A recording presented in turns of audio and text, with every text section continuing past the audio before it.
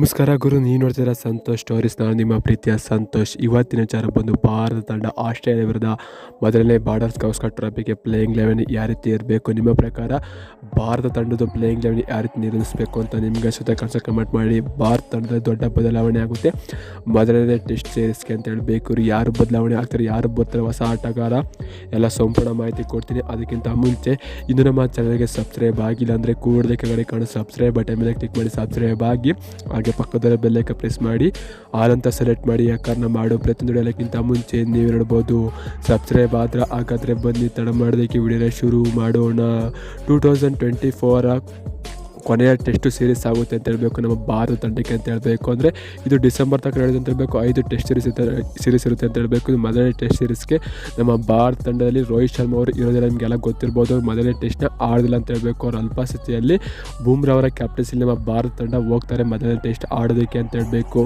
ಈ ಪ್ಲೇಯಿಂಗ್ 11 ಭಾರತ ತಂಡಕ್ಕೆ ತುಂಬಾ ಇಂಪಾರ್ಟೆಂಟ್ ಅಂತ ಹೇಳಬೇಕು. ಈ ಟೆಸ್ಟ್ಗೆ 5 ವಾಶ್ ಮಾಡ್ಕೊಂಡು ಗೆಲ್ತೋದ್ರೆ ಫೈನಲ್ಗೆ ಎಂಟ್ರಿ ಕೊಡ್ತೀವಿ, ಇಲ್ಲ ಅಂತಾರೆ ಕಷ್ಟ ಆಗುತ್ತೆ ನಮಗೆ ಅಂತ ಹೇಳಬೇಕು. ಯಾಕಂದರೆ ನಾವು ನ್ಯೂಜಿಲೆಂಡ್ 3-3 ಸೋತರ ಕಾರಣಕ್ಕೆ ತುಂಬಾ ಕಷ್ಟ ಆಗುತ್ತೆ ಅಂತ ಹೇಳಬೇಕು. ಆ ಕಾರಣದಾಗಿ ಭಾರತದ ಗೆಲುವಿನ ಹುಡುಕಾಡ್ತಾ ಇದ್ದಾರೆ ಅಂತ ಹೇಳಬೇಕು. ಈ ಟೆಸ್ಟಲ್ಲಿ ಎಲ್ಲ ಆಟಗಾರರು ಕೂಡ ನ್ಯೂಜಿಲೆಂಡಲ್ಲಿ ಇರೋರೇ ಪ್ಲೇಯಿಂಗ್ ಇರ್ತಾರೆ ಅಂತ ಹೇಳಬೇಕು. ಯಾರು ಕೂಡ ಬದಲಾವಣೆ ಆಗಿದ್ದಿಲ್ಲ. ಆದರೆ KL ರಾಹುಲ್ ಅವರು ವಾಪಸ್ ಬರ್ತಾರೆ ಅಂತ ಹೇಳಬೇಕು. ರಿಷಬ್ ಪಂತ್ ಅಂದರೆ ರೋಹಿತ್ ಶರ್ಮಾರ ಬದಲಾಗಿ KL ರಾಹುಲ್ ಅವರು ವಾಪಸ್ ಬರ್ತಾರೆ ಅಂತ ಹೇಳಬೇಕು. ಇನ್ನು ಅದು ಬಿಡ್ತು ಅಂದರೆ ಅದೇ ರೀತಿ ಬದಲಾವಣೆ ಮಾಡಿದಿಲ್ಲ. ವಾಷಿಂಗ್ಟನ್ ಸುಂದರ್ ಕೂಡ ಇದ್ದೇ ಹೇಳ್ತಾರೆ. ಅವ್ರು ಯಾಕಂತಾರೆ ನ್ಯೂಜಿಲೆಂಡ್ ಸಖತ್ತಾಗಿ ಮಾಡಿ ಅಂತ ಹೇಳಬೇಕು. ಇಲ್ಲಿ ಬೌನ್ಸಿ ವಿಕೆಟ್ ಆಗೋದ್ರಿಂದ ಸಿರಾಜು ಅಥವಾ ಪ್ರಸಿದ್ಧ ಕೃಷ್ಣ ಇಬ್ಬರಲ್ಲಿ ಒಬ್ಬರಿಗೆ ಚಾನ್ಸ್ ಸಿಗುತ್ತೆ ಅಂತ ಹೇಳಬೇಕು. ಪ್ರಸಿದ್ಧ ಕೃಷ್ಣ ಅವರು ತುಂಬಾ ಹೈಟ್ ಇರೋ ಕಾರಣದಾಗಿ ಅವರ ಬೌನ್ಸ್ ಅವರಿಗೆ ಹೆಲ್ಪ್ ಮಾಡ್ಬೋದು. ವಿಕೆಟ್ ತಗೊಳ್ಳೋದ್ರಲ್ಲಿ ಚಾನ್ಸ್ ತುಂಬಾ ಇರುತ್ತೆ ಅಂತ ಹೇಳಬೇಕು. ಆ ಕಾರಣದಾಗಿ ಪ್ರಸಿದ್ಧ ಕೃಷ್ಣ ಅವರಿಗೆ ಚಾನ್ಸ್ ಸಿಗೋ ಸಾಧ್ಯತೆ ಹೆಚ್ಚಾಗಿರುತ್ತೆ ಅಂತ ಹೇಳ್ತೀನಿ. ಈ ಪ್ಲೇಯಿಂಗ್ 11ನಲ್ಲಿ ಇಷ್ಟು ಬಿಟ್ಟು ಅಂದರೆ ಪ್ಲೇಯಿಂಗ್ 11 ಯಾವುದೇ ರೀತಿ ಬದಲಾವಣೆ ಆಗೋದಿಲ್ಲ. ಯಾರು ನ್ಯೂಜಿಲೆಂಡ್ ವಿರುದ್ಧ ಆಡಿರೋ ಅವರೇ ಇರ್ತಾರೆ ಅಂತ ಹೇಳಬೇಕು. ಯಾವುದೇ ರೀತಿ ಬದಲಾವಣೆ KL ರಾಹುಲ್ ಪ್ರಸಿದ್ಧ ಕೃಷ್ಣ ಅವರಿಗೆ ಚಾನ್ಸ್ ಸಿಗುತ್ತೆ ಅಂತ ಹೇಳ್ತೀನಿ. ಯಾವುದೇ ರೀತಿ ಬದಲಾವಣೆ ಮಾಡೋದಕ್ಕೆ ಆಗೋದಿಲ್ಲ ನಮ್ಮ ಭಾರತ ತಂಡ ಅಂತ ಹೇಳ್ತೀನಿ ಗುರು. ಇದು ಬಿಟ್ಟರೆ ನಿಮ್ಮ ಪ್ರಕಾರ ಭಾರತ ತಂಡ ಯಾರನ್ನ ಬದಲಾವಣೆ ಮಾಡಬೇಕು, ನಿಮ್ಮ ಪ್ರಕಾರ ಅಂದರೆ ಇವರಿಬ್ಬರು ಅಲ್ದಾರೆ ಇನ್ನು ಯಾರನ್ನ ಕರ್ಕೊಂಬರ್ಬೇಕು, ಯಾರನ್ನ ಆಡ್ಸೋದು ಚೆನ್ನಾಗಿರುತ್ತೆ, ಭಾರತ ತಂಡಕ್ಕೆ ತುಂಬಾ ಹೆಲ್ಪ್ ಆಗುತ್ತೆ ಅಂತ ಕಮೆಂಟ್ಸಲ್ಲಿ ಕಮೆಂಟ್ ಮಾಡಿ. ನೋಡೋಣ ಎಷ್ಟು ಜನ ಕಮೆಂಟ್ ಮಾಡ್ತೀರಾ ಅಂತ. ಭಾರತ ತಂಡ ತುಂಬಾ ಒಳ್ಳೆ ಬಲಿಷ್ಠವಾದ ತಂಡ ಕಟ್ಟಬೇಕು ಅಂತ ಆದರೆ ತುಂಬಾ ತಂಡ ಎಲ್ಲ ಸ್ಕ್ವಾಡಲ್ಲಿ ಡಿಸೈಡ್ ಆಗಿದೆ ಅಂತ ಹೇಳ್ಬೇಕು. ಅದ್ರ ಬಗ್ಗೆ ಆಲ್ರೆಡಿ ವೀಡಿಯೋ ಮಾಡಿದ್ದೀನಿ.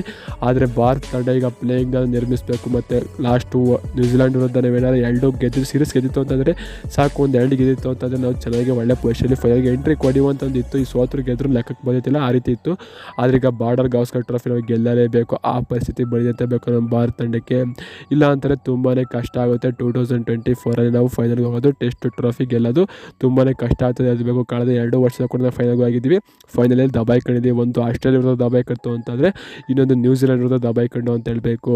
ಈಗ 3ನೇ ಬಾರಿ ಹೋಗ್ತೀವಿ, ಗೆಲ್ತೀವಿ ಅಲ್ಲ ಅಂತ ಕಮೆಂಟ್ ಮಾಡಿ. ಸಿಗೋಣ ನೆಕ್ಸ್ಟ್ ವಿಡಿಯೋ. ಬಾಯ್ ನಮಸ್ಕಾರಗಳು.